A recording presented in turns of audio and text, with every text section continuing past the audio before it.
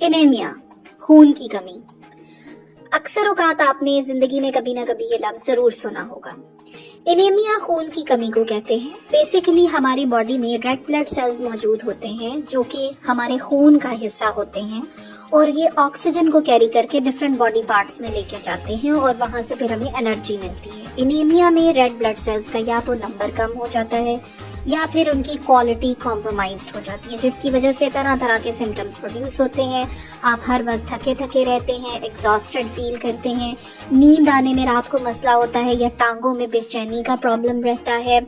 दिन में चक्कर आते हैं, नौजिया फील होना शुरू हो जाता है, डिजीनेस का प्रॉब्लम है और अजीब व गरीब चीजों की क्रेविंग स्टार्ट हो जाती है, लाइक बर्फ चूसने का शौक चढ़ जाता है।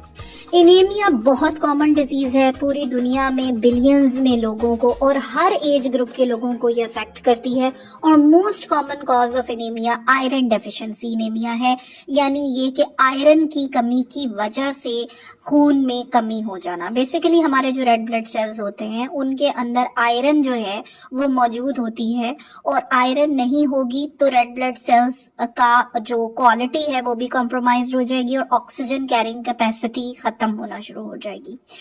तो इस वजह से हमें आयरन की जरूरत होती है। अब आयरन डेफिशिएंसी एनीमिया क्यों होता है? ये ज्यादातर उन लोगों को होता है या तो उनकी डाइट में ऑक्सीजन नहीं,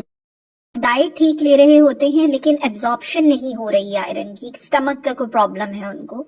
या फिर जो आयरन डेफिशिएंसी एनीमिया ये प्रेग्नेंट औरतों में होता है या जिन लड़कियों को मेंस्ट्रुअल साइकिल के प्रॉब्लम्स रहते हैं, फिर हमारे गट की सर्टन प्रॉब्लम्स होती हैं, आंतों की, स्टमक की, उनकी वजह से आयरन